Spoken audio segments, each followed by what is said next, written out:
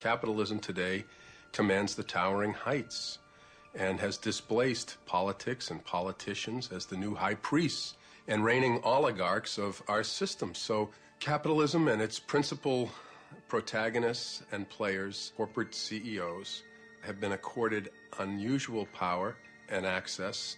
This is not to deny the significance of government and politicians, but these are the new high priests.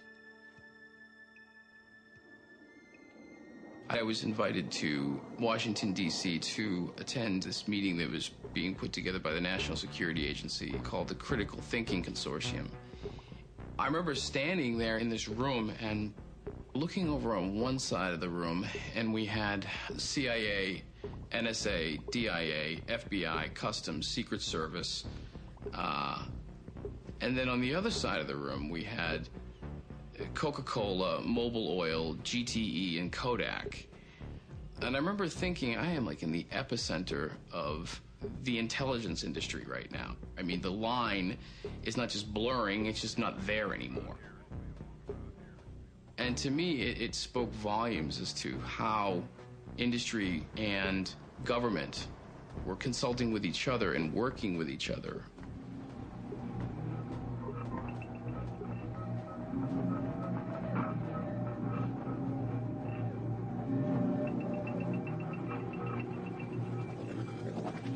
As 34 nations of the Western Hemisphere gathered to draft a far-reaching trade agreement, one that would lay the groundwork to privatize every resource and service imaginable, thousands of people from hundreds of grassroots organizations joined to oppose it. Canada's top business lobbyists and its chief trade representative discount the dissent in the streets. For them, the America's 800 million citizens speak with one voice. Nice to see you. Well done on your strong advocacy of truth, justice, wisdom, and all those things. Eh? I was looking yesterday at the statements at the inauguration, the opening ceremony. What an extraordinary progress over the last 15 years. Absolutely. When you heard such open... A common language. A common language. Yes, and from the most developed to the least, it was extraordinary that now that we see the benefits of trade, more and more people want to buy it. Absolutely. Because we do realize that it helps everyone, from the poorer to the better off. So a lot of these countries are not saying we want to get off, they want to get on. Exactly. So no one wants out. Everyone wants in. Yeah. Anyway, well done. So, thank you. Super. So far, so good. Good.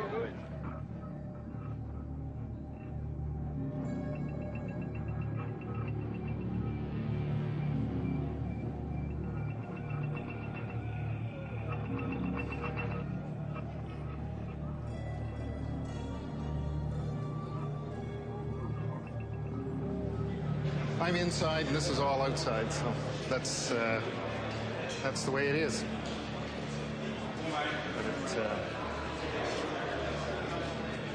So, what do you think when you look at all this?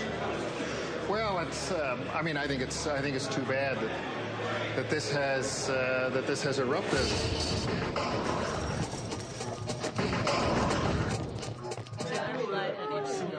Let's see.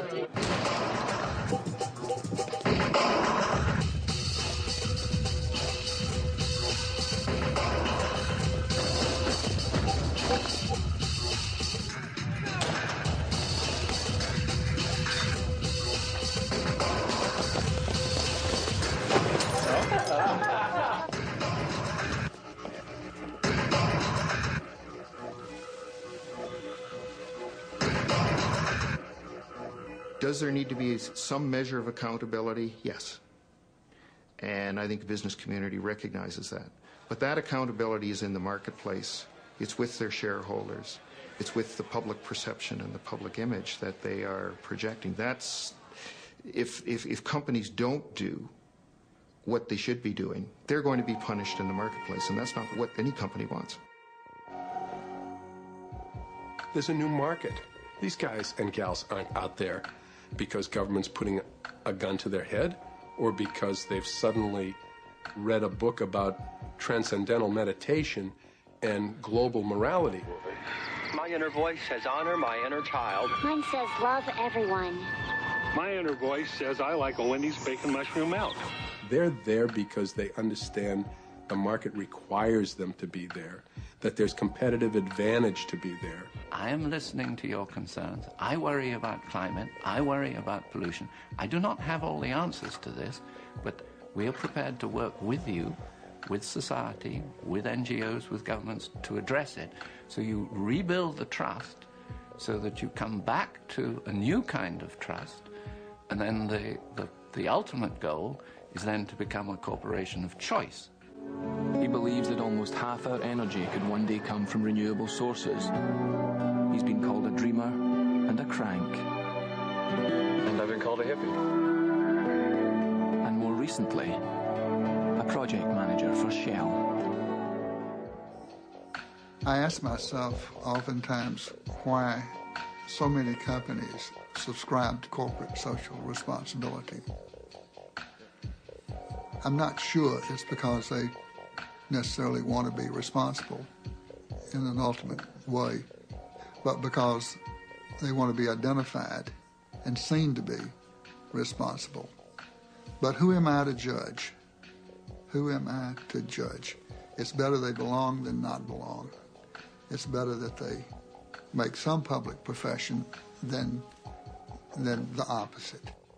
Social responsibility isn't a deep shift because it's a voluntary tactic, a reaction to a certain market at this point. And as the corporation reads the market differently, it can go back. One day you see Bambi, next day you see Godzilla. How do you define socially responsible? What business is it of the corporation to decide what's socially responsible? That isn't their expertise. That isn't what their stockholders asked them to do. So I think they're going out of their range, and it certainly is not democratic. I don't really care what the chairman of General Motors thinks is an appropriate level of emissions to come out the tailpipe of General Motors automobiles. He may have a lot of scientists, he may be a very good person, but I didn't elect him to anything. He doesn't have any power to speak for me. These are decisions that must be made by government and not by corporations.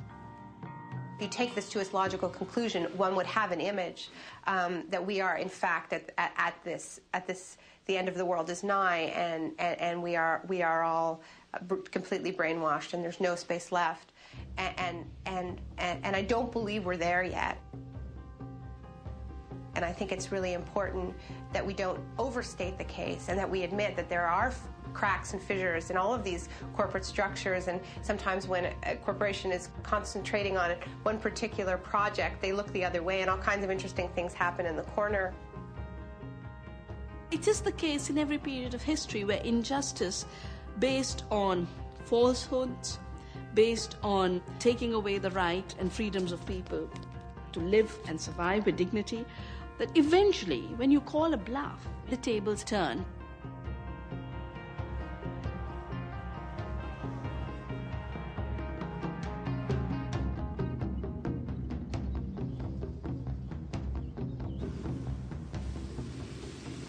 Ultimately, capital puts its foot down somewhere, and anywhere it puts its foot down, it can be held accountable. Originally, Walmart and Kathy Lee Gifford had said, why should we believe you that children work in this factory? What we didn't tell them was that Wendy Diaz, in the center of the picture, was on a plane to the United States. This is Wendy Diaz. She comes to the United States. She's unstoppable. Congress heard testimony today from children who testified they were exploited by sweatshops overseas. Kathy Lee Gifford apologized to Wendy Diaz. It was the most amazing thing I'd seen. This powerful celebrity leans over and says, Wendy, please believe me, I didn't know these conditions existed. And now that I do, I'm going to work with you, I'm going to work with these other people, and it'll never happen again. And that night, we signed an agreement with Kathy Lee Gifford. I thought it would be a relatively easy process, and it isn't. For every question I have, there seem to be 5 questions that come back at me. We have been... As far as Walmart goes and Kathy Lee, pretty much everything returned to sweatshop conditions. But because this was fought out on television,